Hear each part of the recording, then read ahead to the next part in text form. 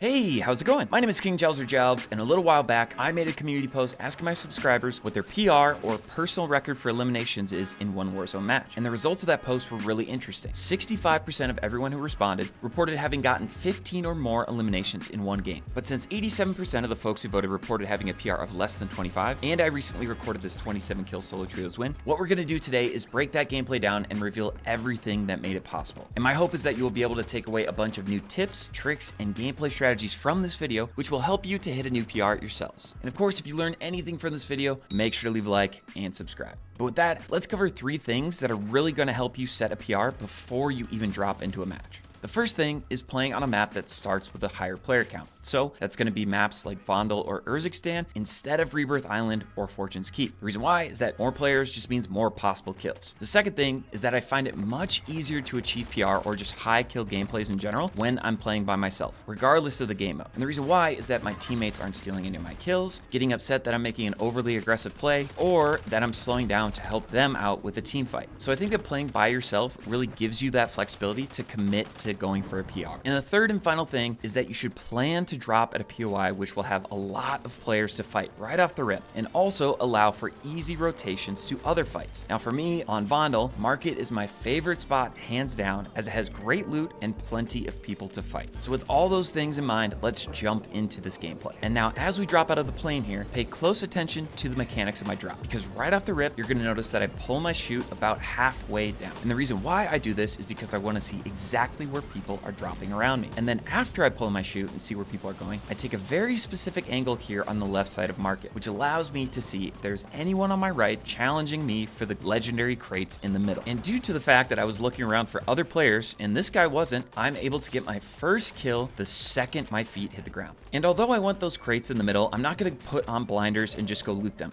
What I'm gonna do first is plate up, grab another weapon, and then position in a way which lets me see if his teammates are pushing me from Market. And if you're subscribed to me, you'll know that in my last video where I covered how to 1v3 with ease, one of the things I highlighted was how important it is to position in a way which keeps everything in front of you at all times when you're taking on teams by yourself. And now since I have some decent loot and I'm looking to fight, I'm able to pick up a quick kill here, and then we get into a very sweaty 1v3. So we're gonna watch this through real quick and then rewind to highlight 2 things in particular, which I think are some really important tips. So I get 2 knocks here off the rip, but I'm not quite able to thirst them both before their teammate comes in for backup. So I have to play this wall here for a bit of cover, and in the meantime, this guy self-revives. Unfortunately, I'm unable to get the re-knock. I still don't have any plates on, and then I get shot by both of them at the same time. Now, when we rewind to watch this back, right, there are 2 mistakes that I made which could have turned this into a team wipe that I think are really important to call out, okay? So first things first, my initial reaction after getting the first knock is to go for the thirst, even though I know that his teammates are going to be pushing me. So that's a bad habit that I've been working on to try and break, and I know that I've gotten a lot better at it, but sometimes it's really easy to fall back into those old habits. Now the second thing, and this is something that I've just realized, but I need to really focus on going forward, is playing for re-knocks or thirsts in the order that I knocked players on a team. The reason why, it doesn't make sense to waste bullets on someone who's not going to self-revive for a little bit when I can use those bullets to re-knock a player or thirst someone who's going to get back up. But anyway, that's our first of only 2 deaths in this video. But me dying here actually opens up the opportunity for a really coachable moment, because I know for a fact that a ton of players struggle with this, and it's something that could ruin your chances at a PR. And this thing is dying immediately after dropping back in. Now, I have 4 tips to help fix this for you if this is something that you struggle with. First thing is to pull your chute as high as you can the second you're in render range of where you're trying to land, because everyone's rigs, be it console or PC, allow for different distances where players will actually become visible from the air. The second thing is while you're dropping in or floating, look for pings on your minimap, visible players, open doors, or open crates. You want to avoid landing on any of those things. However, if you're going for a PR, you can't land too far away from the action. The third thing is landing on a rooftop instead of in a window or doorway, because you won't be able to see any players that are in the building from the sky. And the last thing, and this is really important, is making sure you have your automatic parachute off in the settings. That's an absolutely essential setting that you guys need to have. Now, since I followed those tips and I picked a good drop spot, I'm actually able to land on my loadout guns and then get back into the action. And now, we're only a couple minutes into the video, but I've already covered a ton of gameplay tips, which not only can help you to set a new PR, but just improve your Warzone gameplay in general. So if you feel like you've learned something, I just want to say that all likes, comments, and subscriptions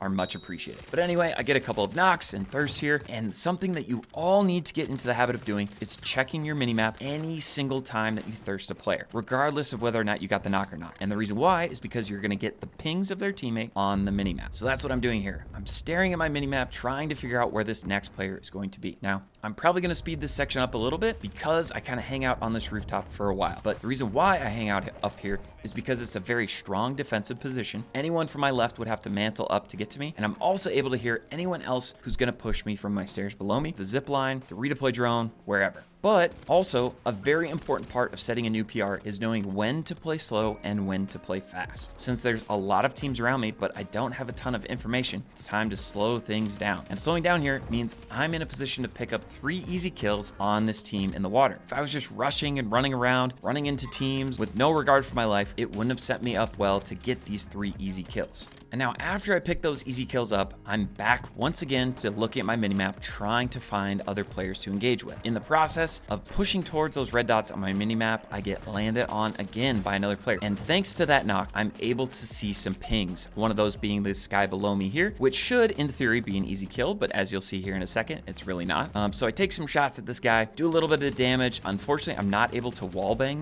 that boat for whatever reason, and then he hits a really nice snipe on me here. Now here on this redeployment, I don't follow my 4 tips because I don't think he can get to my loot before I can. But unfortunately, I get shot in my back and I have to bail. And now this is where PR games can be made or broken. When you find yourself in this situation, no plates, no loot, tons of players around you, what can you do? The best and easiest way to get back into the game is by picking up a quick kill, which is what I'm trying to do there. But unfortunately, since I didn't do any damage, I can't commit to that gunfight. I have to reposition and find another angle or just some more loot before I can get back to fighting. Now, I find this car here and I hear some players on my left. I can hear them come into the door behind me, and watch what I do here. Okay, so we're gonna do another watch and then replay. So I get a quick knock and then I get another kill as well here. In this situation, in this stairwell, there are 3 things which allowed me to get a double kill here. So first, look at where I'm standing in the stairwell. I'm standing right on the middle wall, which will force the enemy to push out around the corner further, making it easier for me to shoot him, but also allows me to run up the stairs if I miss my snipe. The second thing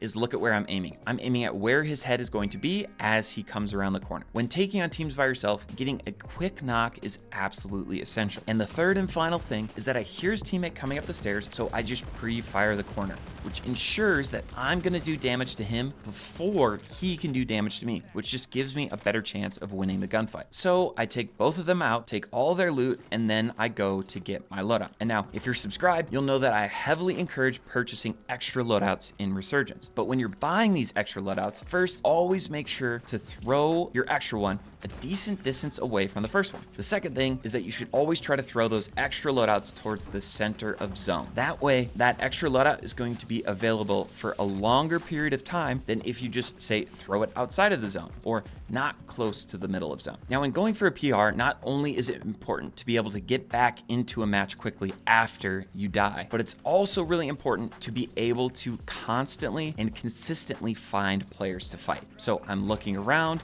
I could go hit that redeploy drone if I wanted. I could go buy a UAV if I had enough money or if there was a fire sale. Those are all options available to you when you're trying to find players in the mid game. But thankfully, as I saw that guy hit that personal redeploy drone and I saw him get shot out of the air, I know that there are at least 2 teams over here, which makes it a great direction for me to go into looking for more fights. This is going to be another one of those situations where it's time to play a little bit slow. I do have a bit of information on where players are fighting. I can see some down in the river there. However, staying up on these rooftops is a great choice. I do get a knock on this player dropping back in, and I try to use him as bait to get his teammates to come up here and revive him and hopefully get another knock in the process. But while I'm waiting for his teammates to come back, I get shot at, get cracked, and then I go down the stairs, baiting them into thinking that I'm running away, so I re-challenge to hopefully get another knock. Fortunately, I'm not able to quite get it, and then a counter UAV gets called in. And this is something that I always talk about, but whenever you come across a counter UAV, you should immediately shoot it down, unless you're in a gunfight. Having access to your minimap at any point and at every point throughout a game is incredibly important, especially when you're trying to drop a high kill game.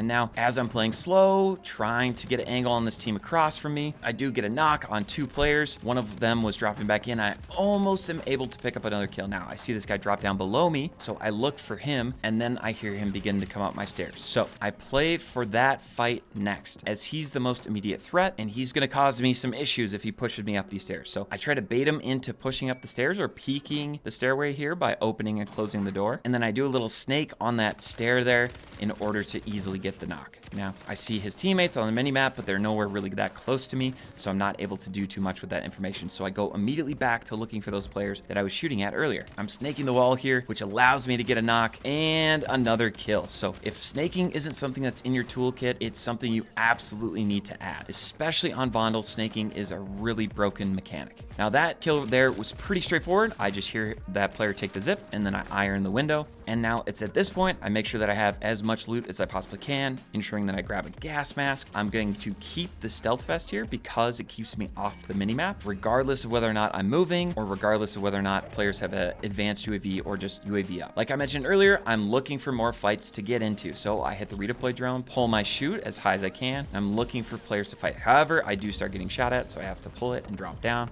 And it's at this point now I realize, hey, I could use another smoke grenade. However, I can hear people above me. So I run out there, I throw a smoke grenade, and I go to buy a munitions box. Now, one quick critique for me here. I still have a lot of money, so I could have bought a self-revive and a UAV. That would have been great. Should have done that. And that's something that you guys should make sure that you always do. At this point, don't have a ton of information. However, I know that there are people behind me, and zone is going to be pulling away from them, okay? That's going to be pulling towards me across the river. So I get back to my position I was playing earlier, which is a very strong position to hold. And also, I can hear tons of footsteps around me. People running up the stairs, people running across from me. As you can see here, right, playing on top of this roof, that guy had to mantle up to get to me, which turns it into an easy kill. Once again, we're playing slow here. We have a lot of stuff going on around me, tons of footsteps. I know that there's multiple teams. I'm just gonna play cover here, play these gross head glitches, force people to run into me, or, just sit on this head glitch and look for a quick and easy pick, which I do end up getting a knock here. However, I take a lot of damage. I have 2 players probably looking at me. They might throw a grenade here at this point, so I need to do this one thing, which is so important when it comes to take on teams by yourself, and that is reposition. I throw a smoke, they can't see where I'm moving to. I look for a quick angle to see if I can get another knock. Then I jump down, run around the outside of the building here, take the zip line up, and moving over onto this side lets me get this free knock and elimination on this duo. So if you guys take away anything from this gameplay, right, just keep in the back of your mind that repositioning, whether it's after a knock, after cracking an opponent, whatever it is, right,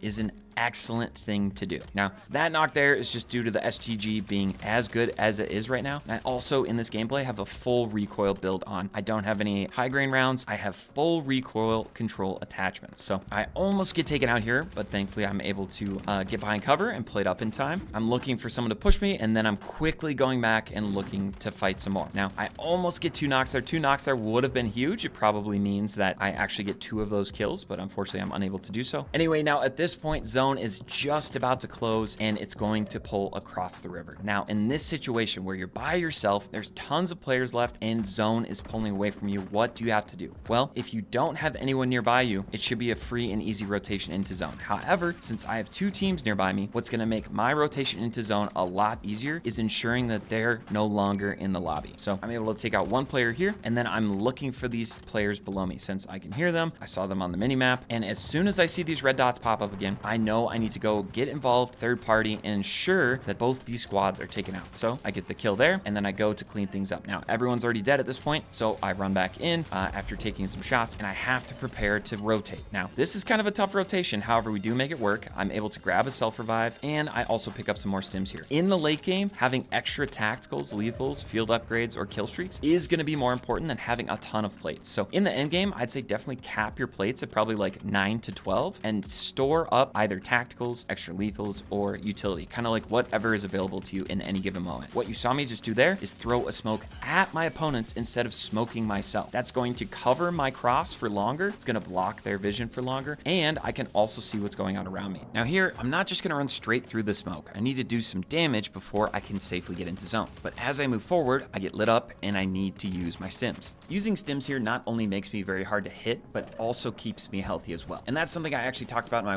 1v3 video, which is that stims aren't just good for YY 360 world starring people, right? Stims are great for repositioning and preventing yourself from taking damage in the first place, instead of just regenning to full health. Now, we're in the second to last zone here, zone 6. There's only one more zone before the final zone closes in. There are 6 other players and 3 other teams up. Since I'm on low ground, I'm not on high ground at this point. I'm not in zone. Zone is pulling away from me. I have to sit here and wait things out. If I don't, I'm just gonna run straight into the zone. The guys on the rooftop up above me are gonna drop down onto me and it's over. So I have to wait for them to rotate first before I can rotate myself. So I pop 2 sims because I missed time the first one, and then we gotta get into zone. And if I didn't wait as long as I did there, that guy would have been dropping in on top of my head and it would have been game over. Now, because I waited as long as I did, I'm able to pick up 2 kills here, get into zone, heal up, plate up, and it's down to 2 other teams and 3 other players. So at this point, if you find yourself in a situation like this, the last thing you want to do is take like a 50-50 gunfight, unless you have to. So what I'm doing right now here is playing for like a pick. And the reason why is because if you fight when there's only a couple of other players left, you're just going to get third partied, you're going to be low health, and you're going to get sent back to the lobby instead of winning the game. So